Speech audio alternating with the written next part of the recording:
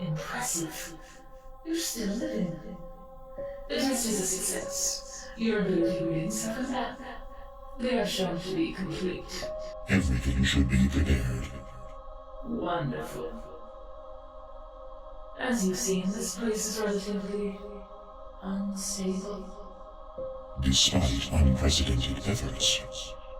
Listen, you literally had one job. Excuse me. My point is that I cannot guarantee your current locality is maintained. That's a relatively minor aspect of the problem at hand, and hopefully something you can help us with. You have experienced the emanations of Shiriot, but it will benefit you to hear more of your task from a less extracted being. I am Salvador, and they are Mortlock. By way of introduction, I am the one who designed the infinite realms, and they are an instrument of the realms. A rather important one. Yes.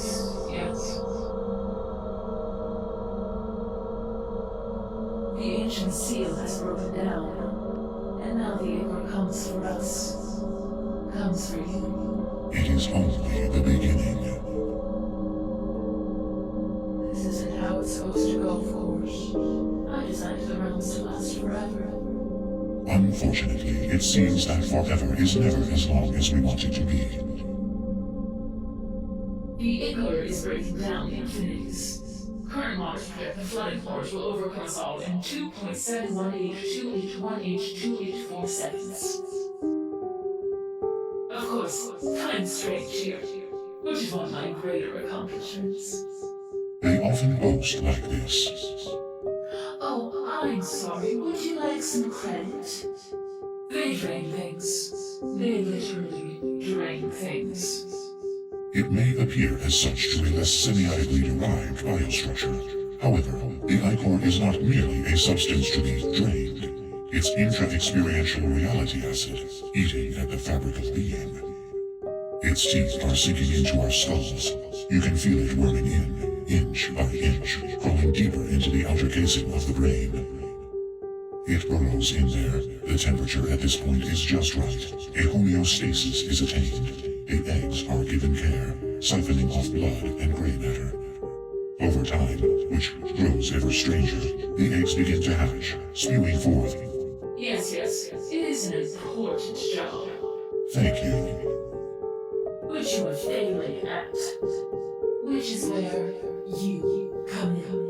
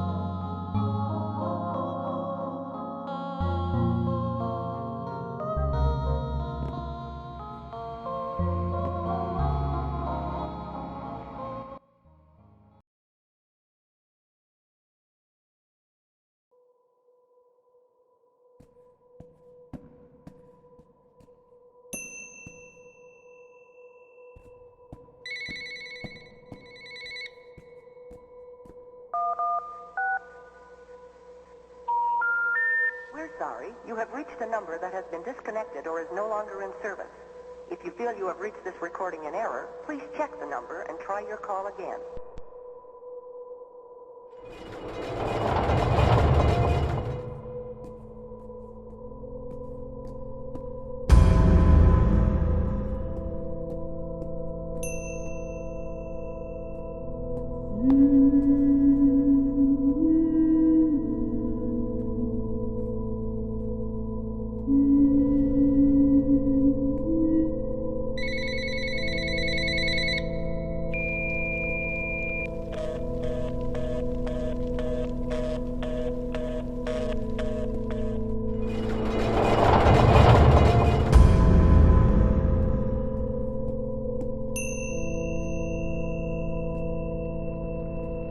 Understood that I would be changed, but this is all more than I bargained for. Just look at me. All they've left of me is this machine. Do you know what they use me for?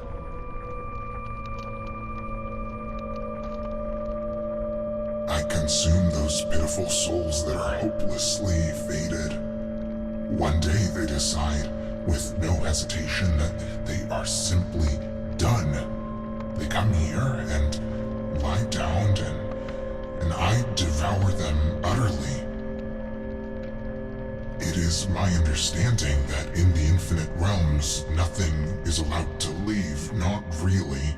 They reconstitute to something resembling their original form after an age or so.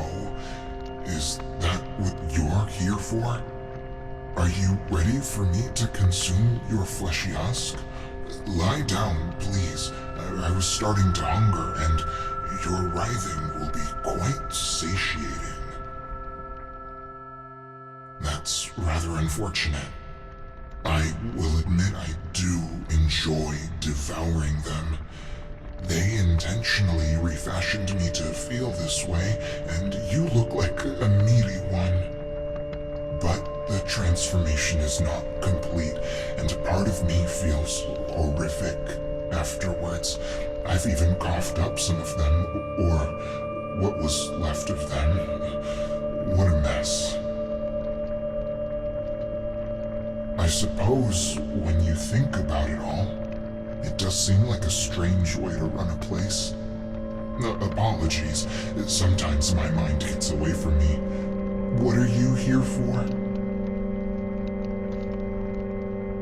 No, that's not a name I've heard before. Then again, I usually only learn their names just before I enjoy them. You should try it, naming your meals before consuming them. Anyways, you'll have to travel further. The other denizens may know something, and I sense another visitor coming soon.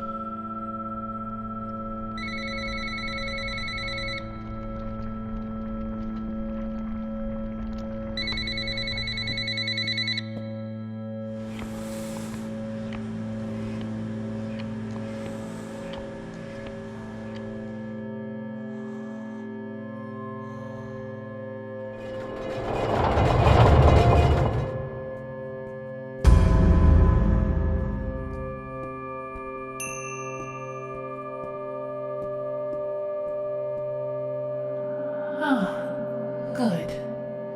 A guest to keep us company. You'll have to forgive me. It's been a while since I've last conversed. Is there something you'd like to know? There are still some things in this head of mine that are worthwhile, despite what the others may say. To that I can swiftly answer no. Some leave, but always through the machine. My understanding is that the long reconstitution is no more enjoyable than the violent mastication. You'll have to ask the machine for more details on that matter. I try not to think about it. Oh, no.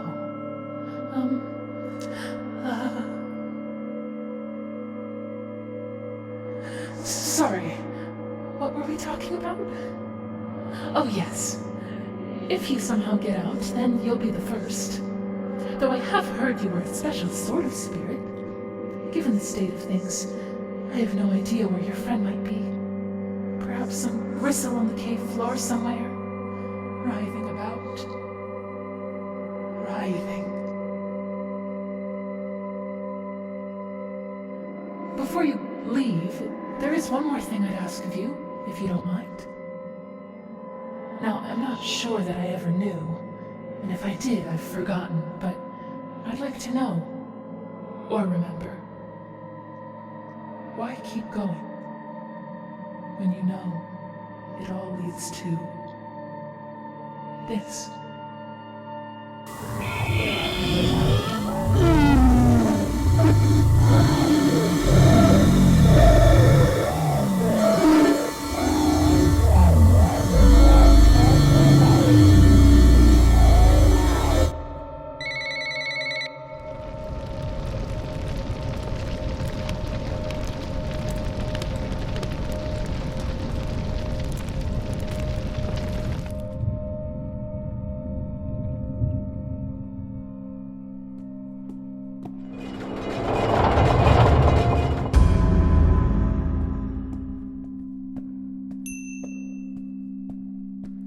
Who are you?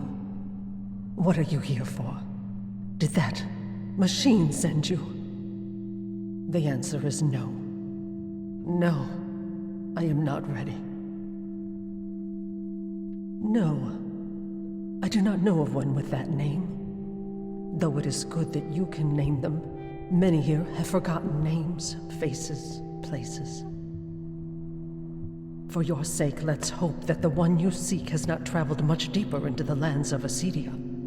My sight has faded with my memories, you understand, but I can still see deep into your being. Come, let me look at you.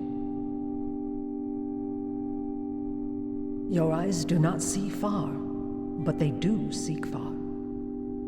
You should understand that revelation is no game of the demon's dice. I must penetrate your soul before I can penetrate your future.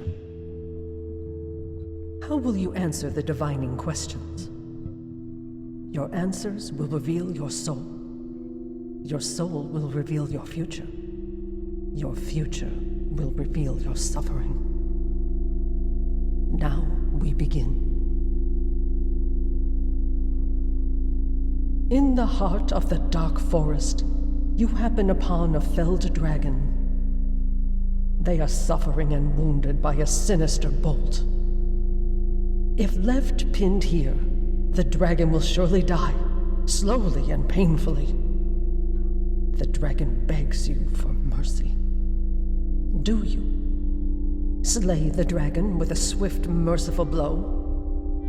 Or aid the dragon by removing the bolt? Your choice has been made. Now,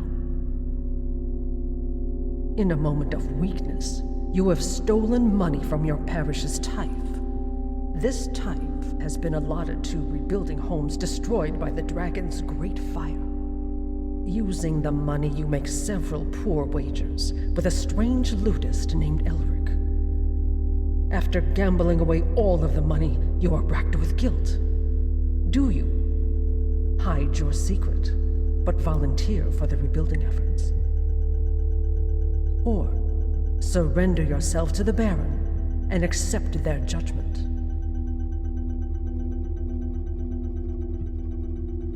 This will have consequences. Onward. You are a starving cat. Your owner only presents you with the most abject of ipecac foods in discounted rusty canisters. Furthermore, your owner is possessed by demons. However, they frequently disregard your insightful advice, which may help to cast out their demons. One night as you lay in the shadows, you find your owner sound asleep. Do you eat the wretched soul and finally deliver peace to the both of you? Or run away and leave your owner to their personal hell?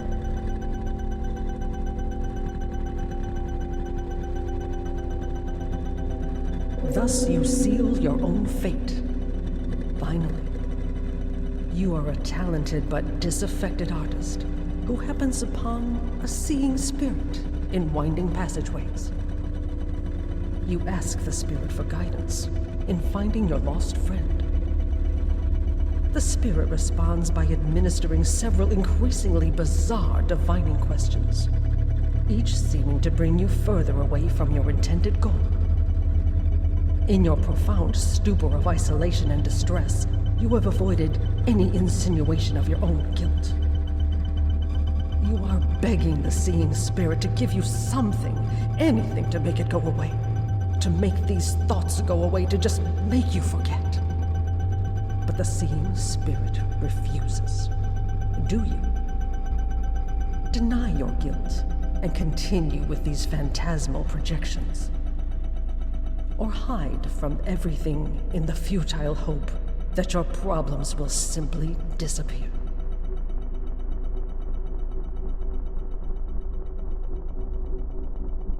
And so I can see you lie. Though you are honest with your brethren, you are in truth one of the most hideous of deceivers. But I see far past your duplicitous lies. Are you ready for your fortune, young child?